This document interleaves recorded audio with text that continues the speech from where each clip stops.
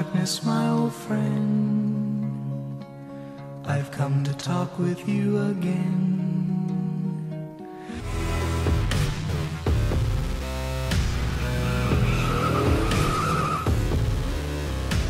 The third short track in a row, we go to Richmond, and unfortunately after this, it's going to be until August till we go to another short track. But the race did not disappoint, so let's get right into it. Very notably, Kyle Busch was coming from 32nd place because his qualifying run was just completely messed up. And your front cars were Martin Truex Jr. and Chase Elliott. So let's see if Chase Elliott could have a good run. Truex was able to pull out to a lead, but the thing about the first stage is that it went green the entire way. So we got a very good sense of how the race would be early on, and the leader did not run away, and there was passing everywhere. Cars were coming and going. A lot of credit to Goodyear for bringing a great tire and a track for being a great track. Richmond sometimes gets a bad rep among short tracks, and I actually really like Richmond. I especially like driving it in any video game or any or iRacing, and I think just watching the drivers go around Richmond, it's fantastic. It's definitely a driver's track, definitely gonna test a lot of driver's skill because you got to be so incredibly smooth, you got to be on the brakes for a long time, got to be loose coming off the corners and make sure you get that forward bite, especially coming out of turn 4 where you can get loose very late on exit. So it's just a really fun track, and when the multiple grooves can actually come in, it actually is pretty good. Obviously, I don't want like all the way to the wall being up there, but the middle lane and the bottom lane was both very good, and you saw it with Aric Almirola coming straight through the pack. Kyle Busch from 32nd all the way to around 7th in the 100 laps in stage 1. Aric Almirola was the big surprise. He came from 25th all the way to 2nd place. He was just flying straight through there. There were other guys as well. Clint Bowyer was very fast. Kurt Busch was getting up through there as well. But eventually, Joey Logano would actually be the driver that would be able to overtake Martin Truex Jr. and carry on into a stage 1 victory. So Joey Logano finally showing some winning speed that we've been waiting to see for most of this year, but he's been very consistent most of the year, so much better than what we've seen last year. Then we enter stage 2, and stage 2 would also go completely green. So another really long green flag run, and this time you have your same contenders. Joey Logano, Truex is up there. Truex starts falling back a little bit. Aric Almirola has a really good long run car, so Almirola starts around, I would say 5th to 6th, and he tries coming up through 2nd. Big shout out to William Byron. He was running in the top 10 most of this time, and I'm just going to save my thoughts for him a little bit later. Clint Bowyer, Kurt Busch, Kevin Harvick is trying to get his way up there. Kyle Busch got to around that 5th place area and kind of stalled. He didn't have that speed to get all the way up there to the likes of Kurt Busch or to the likes of Clint Bowyer, Joey Logano. So the great thing about the racing was you don't hear me saying there was a dominant driver because there was always comers and goers. There'd be a car that's good in the short run and then they'd kind of fade. There'd be a car that had to wait 30 laps like Aric Almirola to come in and then get going. A car like Joey Logano was good for most of the entire run, kind of steady throughout the entire run. So it was always comers and goers. You'd have the leaders, basically 3 of them could be over a blanket like Mike Joy likes to say a lot. And it was just really solid, good racing. And again, it goes 100 laps without any cautions. Again, I'll touch on that a little bit later as well. But Joey Logano would be able to win stage 2 as well. So 2 very important playoff points, because if you think about the playoff points, you might think, oh, you know, Kevin Harvick wins it, not that big of a deal, he wins a lot of races. Kyle Busch wins it, not that big of a deal, he wins a lot of races. But Joey Logano, you don't think he's going to win 5, 6, 7 races this year. He could, but you don't think it will happen. So those 2 playoff points that you can win for stages is still very important. And then we go into the final stage. And again, this is 200 laps to go. And from then until 50 to go, completely green. Green flag pit stops. You have a bunch of tire violations in here as well. So when we get to the race results, you'll see some guys that maybe got some poor finishes. That was because of uncontrolled tires. That was because of penalties. That was because of stuff like that. Because you only go down pit road twice. So pit crews kind of can get down there or be there and just kind of get cold because like you're not doing anything for so long of the race. Your driver's just out there continuously with green flag stops. And yeah, only 2 pit stops really for the first 200 laps of the race. And then we continue to go on.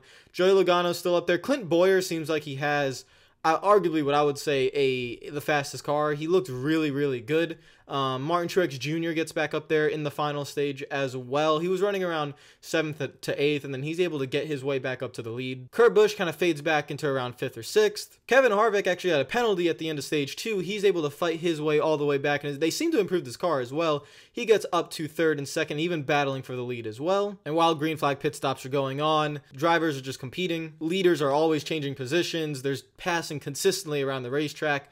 Lap cars were being respectful. Everyone was going all over the place. It was just really, really solid short track racing. I really feel like if one of your drivers wasn't up there, then maybe you would think it was, you know, I wouldn't think this, but maybe you thought you weren't as interested in it because maybe your driver wasn't up there, but just normal racing. It was just fantastic. And then with 47 laps to go, Stenhouse Jr. gets involved with Ryan and Blaney in the 72 car, and unfortunately they go for a little bit of a spin where Brad Keselowski is able to squeeze through, and this would be the first caution of the day. And this is where I'm going to bring in a little bit of a point that just like a conspiracy that I had in my mind that I thought at this moment, and I've just been thinking about most of the season, and just the fact that we have not seen debris cautions at all. And then this leads me to the fact that I have to believe that NASCAR on purposely manipulated races for many years with debris cautions, because we're just not seeing them. It's not like we have one here, one there. We've not seen any this season. And from a point where we would see one at least once per race to a point now where we don't even see any, it's kind of fishy there. So I'm happy there's no longer any debris cautions and no longer manipulating the race. However, it brings me to the question of why was NASCAR manipulating the race? They were doing it. I think you could scientifically prove just through stats and numbers that they were manipulating the race through debris cautions, phantom debris cautions, and that bothers me. Like I said, I'm glad that they are no longer doing it, and I'm glad that there are no longer phantom debris cautions, but it questions the integrity of the top of the sport. So back to the race, as you can most likely guess, with 45 laps to go, if most of the race goes green and then one incident happens, what's going to happen? Cautions breathe caution. So we're on the restart, and we're going through the restart. A couple laps go by. There's some really solid racing throughout the pack, and then another caution would come out. We restart them again, solid racing throughout the pack, and then another caution would come out. And by the point where we're getting 15, 10, 5 laps to go, every time you run about 10 laps on your tires, you've got to pit. So there's no strategy really going on. Everyone's coming down pit road for 4 tires. But your finishing position or your running position with about 5 laps to go on the final restart is just completely different to where they were running most of the race. Most of the guys that were up front were not up front. For example, on the last round of pit stops, Martin Truex Jr. is leading the race, and then he goes to 14th. His pit crew completely lets him down, and just 4 seconds long on the left side, he loses a solid 13 spots. His chance for the race win is done. That was actually the second to last pit stop, but you know what I mean. So just to set the scene, you have Kyle Busch in the lead on the final restart, green-white checkered. Denny Hamlin is in second. Chase Elliott has miraculously put himself in third, and at this moment I tweeted he's going to finish second. And then in fourth, I think you had, I don't know who was fourth. Was it Harvick? Was it Logano? I don't remember actually. But the main 3 guys, Hamlin, Kyle Busch, Chase Elliott, because that inside line for most of the race was just very, very good. So you kind of have fourth place didn't really got a shot. Neither did second place. They didn't really have a shot. Third place, maybe. So Chase Elliott was in there. Green flag goes. Really hard to judge the restart, but Chase is able to get past Denny Hamlin, and Denny Hamlin races him clean, so can we please get past this whole Denny Hamlin-Chase Elliott thing? Kyle Busch is able to pull away, and Kyle Busch wins his 3rd race in a row, the 2nd driver this year to win 3 races in a row, along with Kevin Harvick. And as I pointed out in my tweet, I knew he was going to finish second as soon as that green-white checkered came through. It was just very, very predictable. I mean, you're 3rd on the inside lane. The 2nd place car won't be able to get going. All Chase had to do was block Logano in 5th, and he did that, and got off to a good restart, finished the 2nd. I know he's going to be disappointed. I know a lot of Chase Elliott fans are disappointed because the meme continues, but he deserved to finish 10th, and let's talk about that a little bit more in the race results. So here are the race results. Kyle Busch finishes 1st. Chase Elliott with a Chevy finishes 2nd.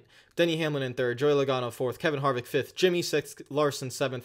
Brad Keselowski 8th. Clint Bowyer 9th. Daniel Suarez in 10th. Those results are very, very misleading. Let's start off with Chase Elliott. Chase Elliott ran 8th to 10th most of the race, even like that 11th through 13th area. He was there for most of the race. He did not deserve a 2nd place finish. He got lucky with the restarts, being on the inside lane.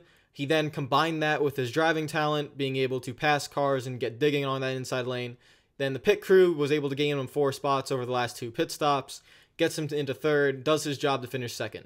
He did not really deserve to finish in that area, but he did a fantastic job to get there, and I think it really just shows the caliber of driver that Chase Elliott is to be finishing 2nd with the car that he has. And the reason why I say with the car that he has is because Hendrick today and all these Chevys were absolutely terrible. Now you see 3 Chevys in the top 10. You see Jimmy Johnson somehow in 6th. Jimmy Johnson was running a lap down for over 80% of this race. Kyle Larson was a lap down for most of this race. That caution of 47 laps to go allowed these guys to take the wave around. They stayed out, then they were able to take the wave around again. They got their laps back. They were able to pit, and then they were able just to bully their way through the field and try to get up into that top 10 area, and that's how they did it, so bravo to them. But the Chevys today were terrible. They were absolutely awful, other than William Byron, who was absolutely fantastic, and I'm going to touch on him now. You can see William Byron finishes in 12th.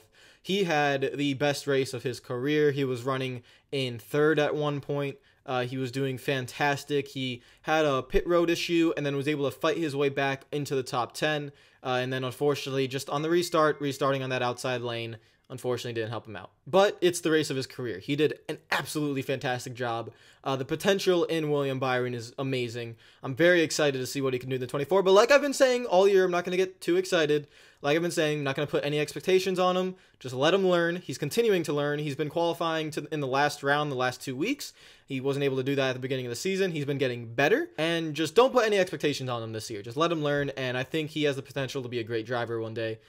This race proved it, because I really do think Richmond is a driver's track, and he was able to take arguably the best Chevy and drive up there to the front. Kevin Harvick in 5th had a good race. Brad Keselowski, again, didn't deserve an 8th place finish. He was running near, I would say, 13th a lot of the race. He got up towards the top 10 later on, so maybe he deserves 8th place, but I think there are a lot of other drivers that I would say, like Kurt Busch, Martin Truex Jr. especially. You can see him in 14th place. That is heartbreaking, because he was leading with just about 15 laps to go, and his pit crew just completely threw it away for him. Just to point out, Daniel Suarez in 10th place, big finish for him. He just needs to continue getting better finishes. He also doesn't really deserve a 10th place finish. He was running in the back most of the race, but he gets the finish, so you got to credit him for that. Matt Dibenedetto in 16th. It's a good run for him in that 32 car. Eric Almirola, unfortunately, was 17th place finish. Doesn't show how good he was most of the race. He had a long run car, so unfortunately those short runs at the end hurt him, but he definitely had a fantastic car for most of the race. Alex Bowman in 18th was pretty much invisible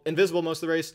Jamie McMurray in 19th. He had a little bit of an incident with Kyle Larson where those two were getting into it, which was a little bit interesting, and I don't really know what happened there, but we all know who the alpha dog is at Ganassi, so we might want to just be careful there, Jamie, about tugging on Larson's cape there a little bit. Ty Dillon in 20th, Trevor Bayne in 21st, Ryan Blaney in that wreck, he finishes 22nd. It was not really good most of the night. Kind of surprised me. He was one of my picks to win this race, so I don't know what happened there. Ricky Stenhouse Jr. in 23rd, Menard 24th. Bubba Wallace was invisible most of the night in 25th. Then you can see the rest of your race results with some of the back markers. Daniel Hemrick finished 32nd. I wasn't able to see really what happened with him most of the race, but it was his first race in the Cup Series, so glad he got that chance. Ryan Newman there in 37th, just because he hit the wall with that incident that I talked about with Kyle Larson and Jamie Mack. Basically, he got put into the wall pretty bad there, and that was his race over. The race itself was fantastic. I think it was a solid 9 out of 10 race. I have no complaints. Big shout out to Richmond because I think the crowd was better than last year, so that's a good thing. They took out a lot of seats, so the fact that it's not packed is actually really worrying. But Richmond have overgone a complete, basically a renovation with their kind of branding of Richmond Raceway, and I think they've done the best job out of all tracks this year marketing the race. I've seen a lot of the marketing going on for Richmond Raceway, and it's no secret that they've actually contacted me as well just to help them out with their simulation things and like NASCAR 82 stuff. And I think Richmond, what they're doing with fan innovation there is very, very big, and I credit them for that. And I hope more tracks kind of focus on the marketing aspects that Richmond do, because marketing, for me in NASCAR, marketing has been a little bit of a problem lately of how or who NASCAR is trying to market to, and Richmond have done a fantastic job of marketing their racetrack and their race, and they provided an excellent product today, and I'm really glad with Richmond and what they did today. And the race that itself was great.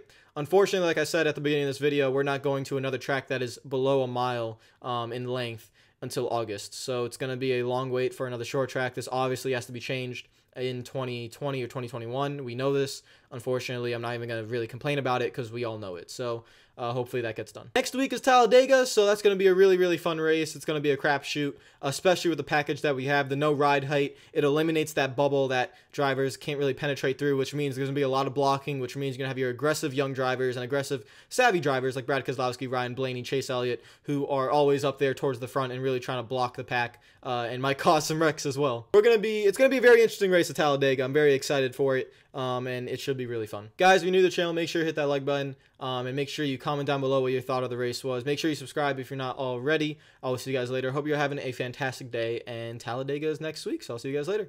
Peace out. I can't change, even if I try. Even if I wanted to, and I can't change. Even if I try, my love, she keeps me warm.